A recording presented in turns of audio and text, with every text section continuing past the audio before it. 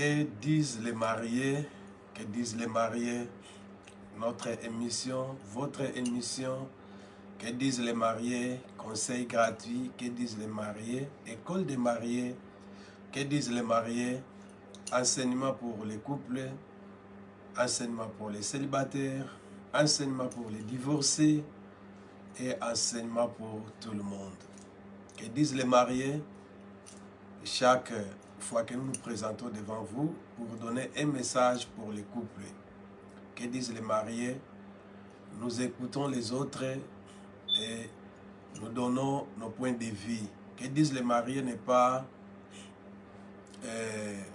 un combat pour les mariés, n'est pas, je ne sais pas comment interpréter ça pour les mariés, mais plutôt juste donner des conseils à ceux qui le veulent et proposer aussi des idées, soulever des problèmes des couples. Ça, c'est vraiment notre objectif, car nous savons qu'il y a des problèmes dans les mariages. Il y a la joie, il y a la bénédiction, et aussi, nous nous mettons à votre disposition pour donner des conseils afin que ceux qui se portent bien dans leur couple ne tombent pas dans les problèmes, et ceux qui ont des problèmes puissent avoir la solution. C'est ça notre objectif. Nous vous bénissons partout où nous vous suivez et nous avons disposé cette fois-ci, on peut faire des directs à travers notre chaîne YouTube Sarma TV. Que disent les mariés? Peut passer direct. Vous pouvez poser des questions. Pourquoi nous faisons comme ça? Pour nous aider, de poser des questions, de répondre, si pas en direct. À la prochaine émission, nous pouvons répondre à toutes vos questions. Nous remercions notre bien-aimé et le frère qui est toujours là pour nous aider, pour réaliser cette émission. Le frère Gilles Fa, qui est mon ingénieur.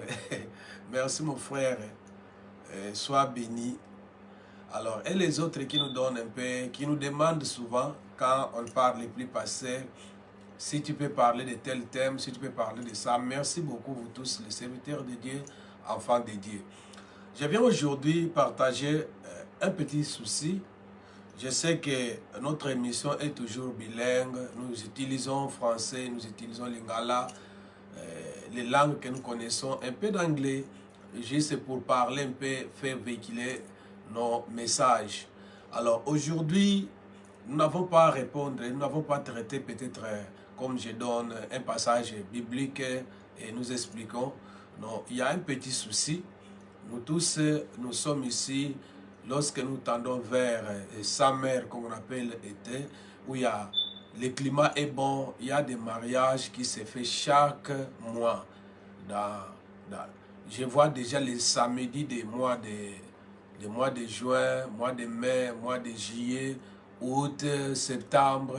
Donc les salles sont remplies avec les fêtes de mariage.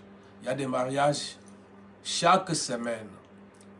Il y a des invitations. Nous organisons des mariages. Alors, mon émission aujourd'hui, c'est de parler un peu, de faire un constat de ce que nous sommes en train de voir. J'ai partagé avec un enfant de Dieu qui m'a parlé d'un problème. Que pasteur, ce qui se passe, est-ce que ça ne vous dérange pas, vous, l'église? Vous ne pouvez pas parler. Ce n'est pas une imposition. Ce n'est pas une obligation, mais juste ceux qui peuvent écouter et avoir un peu qu'est-ce qu'ils peuvent faire, qu'est-ce que nous pouvons faire ensemble.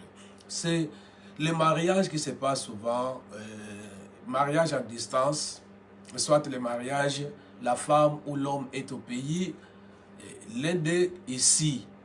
Alors l'homme se décide d'aller au pays faire le mariage, soit la femme décide de retourner au pays pour faire le mariage, ou l'un d'eux reste au pays et l'autre vient ici. Il y a un petit problème qui n'est pas pour tout le monde. Ce n'est pas ici que je suis en train de dire ce que je veux dire, que non, voilà, les pasteurs ne veulent plus les mariages de ceux qui vont aller au pays pour se faire marier. Non, non, non, non, non, ce n'est pas ça. Nous parlons d'un problème qui se passe. C'est quoi le problème? En fait, ceux qui va se préparer pour aller se marier ailleurs. Nous félicitons d'abord nos bien-aimés frères et sœurs qui se marient ici, qui trouvent confiance. Il y a certaines raisons dirais-je, qui amène les autres d'aller se faire les mariages au pays. Il y a plusieurs raisons. Quand nous avons consulté les autres, on donne des raisons, oh, je ne sais pas, les uns sont fondés, les unes des raisons sont fondées, dirais-je. Alors les autres disent que non, les mariages, les raisons pour lesquelles ils vont s'aller se marier au pays, parce que là-bas, les femmes ne se comportent pas comme ici. Ceux qui sont ici disent que non, disent que non. Quand tu prends une femme ici, elle se compare avec les hommes ici, elle fait égal avec toi les maris. Quand je posais aussi des questions pour des femmes qui vont aller au pays pour se faire marier là-bas, elles donnent aussi des raisons. Oh, nous voilà ici, les frères d'ici, soit ici les garçons, lorsqu'ils veulent t'aimer, c'est juste te faire associer, partager tout. C'est dans l'idée, peut-être que tu vas contribuer, puisque lui. Alors, ils ont donné beaucoup de raisons. Mais ce qui m'a beaucoup touché, dans ma communauté, c'est problème où ils ont salamake, aucun na Congo, au Bali Mwasi. Donc, tant au Bali Mwasi, au Tiki Kuna, au Zongi Awa, c'est quoi yoko vanda kimiate, au Tiki Kuna réserve, oye awande sikoyo en attendant, ma femme au bozo lokola en attendant. Ça cause beaucoup de problèmes. Tu laisses ta femme au pays, tu viens ici, au lieu d'attendre que jusqu'à ce que ta femme... Parce que quand tu te maries là-bas, tu es déclaré devant l'État, tu es déclaré à l'église où vous allez célébrer le mariage, on connaît que toi tu es marié. Et quand tu vas venir ici, peut-être tu as fait 1 mois, 2 mois là-bas avec ta femme, et quand tu laisses ta femme là-bas, tu viens ici, tu trouves nos sœurs. Tu dois comprendre, tu vas te comporter que tu es déjà marié, tu as laissé ta femme au pays. Et quand tu viens ici maintenant, tu te comportes comme un homme marié ou une femme mariée, vice-versa. Mais surtout, ce que j'ai pu écouter beaucoup vraiment qui déplore les gens, ce sont les hommes. Otiki mwasi na Congo, tango ye awa sikoyo, alors, olingi ozala, na mwasi obozo benga anatanda. Bino moko bozo ye babasi wabenga anatanda mwasi na nga aya, nazana oyo tokubimaka na ye, anatanda mwasi na nga aya, nazana oyo toko aolambela nga, anatanda mwasi na nga aya, nazana oyo, akosepelisaka ngai. Tu vois, entre-temps, tu es en train de faire cela, ozo sala baninga na biso, bandeko na biso, basi mabe makasi.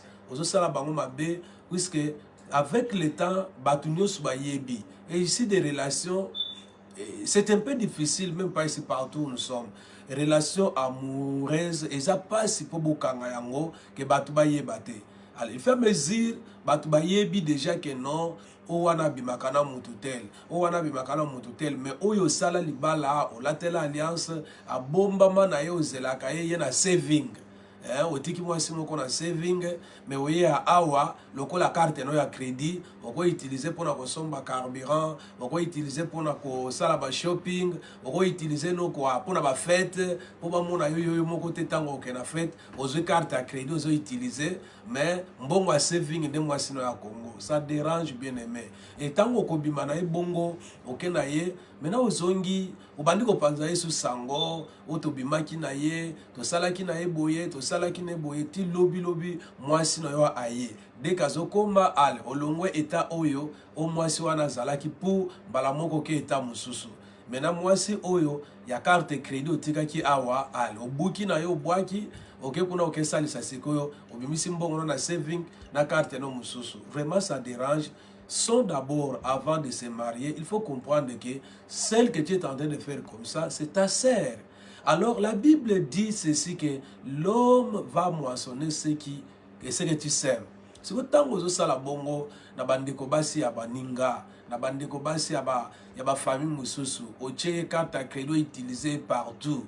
Après tout que si le bois qui na yo, carte à crédit kutu oko futa pe o utiliser ngo les sous mais o bomba saving na yo mais rappeler azali mais en attendant na yo en attendant wana asape muninga na ndeko na yo asa ndeko na mwasi vraiment est-ce que tokozala na mawate na traitement ya bongo. Qu'est-ce que nous voulons proposer? Quand tu te vois que non, tu es responsable que au bala na pays, aux mwasi kuna, aux mobali kuna, aux zongi, en tout cas, il faut te comporter d'abord. Ko bomba na pona nini?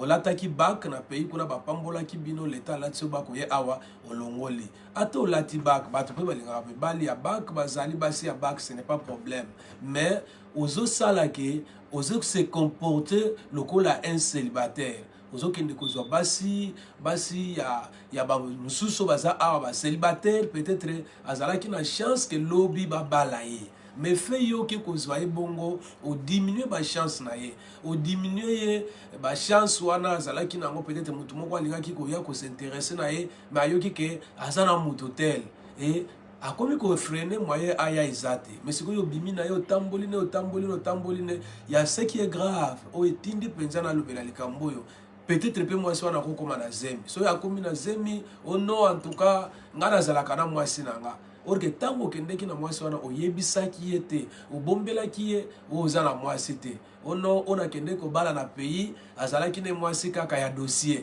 aza ndeko na ngai aza petite sœur na ngai nabalaki ye kaka juste mpo na dossier mpo aya nazalaka na ngai célibataire alors ndeko andimi yo bobandi kovanda ne mwata sikoyo ayebisi yo ke no voilà tant tovandaka na yo nakomi na zemi obi non alors yo oyebaki te ngai naza na mwasi na ngai te oh yo olobaki koza na ote wana azalaka mwasi na ngai mpena mare apale azoya antoka ngai nakozwa yo te sala ndenge olingi longola zemi wana ndeko mwasi abandi komona eske nabokola zemi ezangi tata nasala ndenge nini otie ndeko ya mwasi na équation non eye pitié ya bana baninga baza bandeko na biso ntango bazobala mpe awa tokendaka mabala na bango tozosepela alors kozwa te ndeko ndenge bamo bozoutilize katolaki adi donc mwasi moko oyo ozoutilize kaka longolo badésir moko boye mais oza na mwasi otya motema oyo kobala un jour ebele bazwi badéception wana na mboka oyo en tout cas ezodérange bandeko na biso awa tokokenda sa mare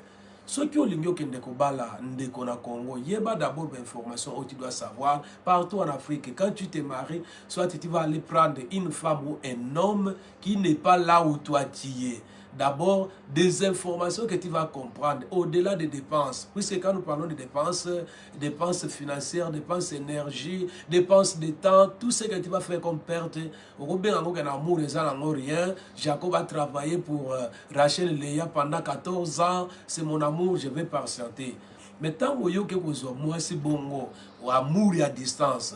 Donc tu seras obligé, oser là, ti dossier wana ekota na immigration ba travailler yango ti ba bengisa mwasi to mobali na yo aya ndebo koma siko koma lokola marié mais yo ke kobala na pays olobi ke awa basi bazate na pese mutu ake kobala bongo na raison ya bongo ke awa basi bazate basi awa baza bien te basi awa baza buena buena toute qualification on peut donner à vous les femmes tout ça na moi ya basi soki nazolobela likambo po basi ebele bazolela na badéception moto alekisi etan ebele azwi etan mingi bavandi bawumeli arasiraka ye nakobala yo jour nini nakobala yo mbula nini nakobala yo 3 ans nzoka nde 3 ans wana ya vanda na mwana bato apreparaka ne dossier kuna azozelaka dossier azogere ya kuna tango yazana musala tango wana nda yebisi ya koto na ke musala na musala bayambaka te nzoka nde yazo solo na oya Congo alors tango akozonga na palais ayekozwa oya awa ozo gérer bango yo moko yebi ba technique en tout cas ça fait mal nos frères nos sœurs pleurent bande kona biso basi bazolela ke likambu oyo eza bien te soki obali na pays supporter kanga motema ezala na hiver malili wana supporter yango ti mwasi na yo akoya ozala couverture te ya kozwa ke mwasi awa alongolo malili donc ti mwasi na yo filo ke boye alors surprise bato bazoyoka okei boye nini tomona ba stati mbala moko olongoli ya awa et otie mbala moko oyo awuti musika sont des choses qui dérangent oyo nazalaki nango ke ya kopartager na que disent les mariés na biso donner des conseils en tout cas yo jeune sœur tango zobala princesse à la kananu te ya kopesa nzoto na yo ya kosala nini c'est vrai que dans le Congo biso tozalaki ozomona ke quand il y a un mariage on demandait aussi la vie ya batouana leur demander c'est bon ça avec examen bon ça la boye mais awa biloko wana ezali te juste confiance bino mibale esali ke bokene mais avant bokoma na consommer mariage to passer na ba acte ya bolingo. Vérifier un peu sur moto yozana ye. Pour ces moto zo pesa nzoto, tout peut arriver. Au pesi motema na yo et fait avant na motema no vous gardez des relations là. Alors bolingo kokola, lobi zokola, lobi zokola, lobi zokola. Soit na tango zo gérer deux personnes, oza peut-être ko manquer moko. Yo okanisa ke non nazo gérer ya awa po ya kuna aya, ya kuna ayete. Ya koto pe orate. Donc c'est bien kozala sérieux. Eza biloko oyo ezobebisa réputation na biso bandeko oyo tozali banda ya mboka de kolongwe awa oke voyage ezosala même bacouple mosusu bazolinga susu te atika partenaire na akende voyage mpona nini ayebi so ake voyage kuna akokende kolinga motu mosusu oke kuna olingi mwasi mosusu olingi mobali mosusu ntango oya koto oyo ozongeli ya koto oyo alors badanger ezali na kati ya mabala libala epesaka kaka vite libala epesaka esengo te ça dépend libala ezali lokola entretien ya nzete ozosala quand tu fais un bon entretien na banzete na kopesa bafruit ya bien mais soki entretien ya bien eza te nzete ekobota mpe mbuma te ekobota mbuma moko te ekosepelisa soit ekobota mbuma mais ekokola bien te po ete mabele eza bien te po ete entretien ya nzete wana eza bien te c'est comme ça ozomona bolingo soki olingi vraiment ke ozala bien ozala à l'aise yo moko d'abord créer makambo oyo ezosalaka na mour na yo ozala à l'aise alors na vraiment nalingaki nalobela mingi biso bandeko toza awa comportement wana ezodérange basere na biso mwasi ya en attendant mwasi na ngai aya mobali ya en attendant mobali na ngai uta kuna aya awa oza na motu moko boye okendaka na ye soki akoyiki azwi visa baincompréhension moko ebandi eloko esalami ya manini eza nango te ale obandi kokosa makambo moko boye oh non namonaki ye boye namonaki yo boye obandi kobota baincompréhension en fait baincompréhension wana ezali juste nini ke mpo bokabwana non ebengami te d'abord tolobaka yango vaut mieux que mutu bo se séparer ne étape ya relation eza nanu soit fiançailles relation eza nanu soit amitié vous pouvez vous séparer c'est facile mais quand que la relation est allée jusqu'au mariage vous vous êtes engagés pour vivre ensemble dans le mariage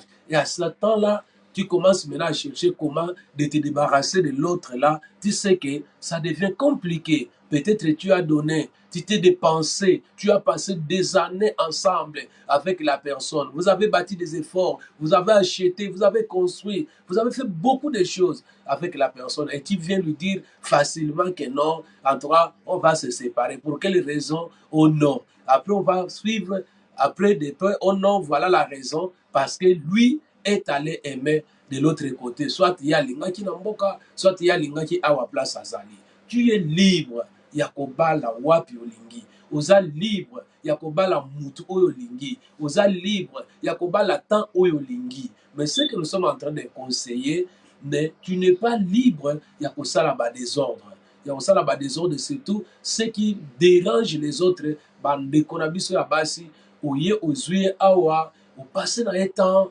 osali ne nyonso après tu ne restes pas vraiment nazoyeba te motema mabe wana ya bandeko mosusu nazolobela bato nyonso nde baki kobala na pe il faut bien écouter quand quelqu'un parle nalingi te lobi namona baaudio okatikati ndambo opase na condamné bandeko bakenda kobala na nini je ne dis pas ça nazolobake bandeko mosusu bazosala ke kobala na pays era kotika mwasi na pays aye awa azwi mwasi mosusu baobenga en attendant bazwi mobali mosusu bazovanda na ye kaka bongo aedaka ye na makambo moko boye non na amour okolinga moto te mpo aide yo boye ntango ozolinga aide na likambo boye précise yango ke non en tout cas ngai naza na mwasi na nga eza mpe na bato balingaka na bango bongo alinga nde kobala te mosu alobaki paster ya aussi des femmes comme ça ya boya akobala te akobanda kovanda nde na moto oyo alingi bavanda bongo mais ozomona baconséquence oyo ezosalamaki obombeli moninga okendeki na pays oyebisi eke no naza na matanga famille oke kuna obali na yo mpenzako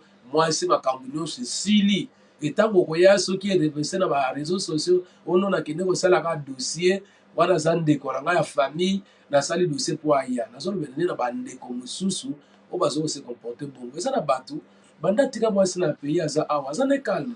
Il n'y a pas de problème. Il attend, elle attend jusqu'à ce que son mari viendra, jusqu'à ce que sa femme viendra sans problème. Vous n'êtes pas concerné à ça. Je suis en train de parler sur ceux qui sont en train de détruire nos sœurs de la communauté, détruire nos sœurs africaines, détruire nos frères.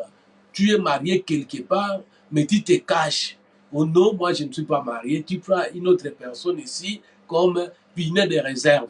Oui, pinet de réserve, bah, utilise kango, kaka pinet aux en place ce qui est baby. Il y a la pinet mususu et kemba makasi. Au côté que la pinet de réserve longtemps, pinet à place les autres bokana yangote. Donc yango wana nazo conseiller na bani na biso que en tout cas tout ça là effort avant au s'engager dans mutu oyeba nani azali.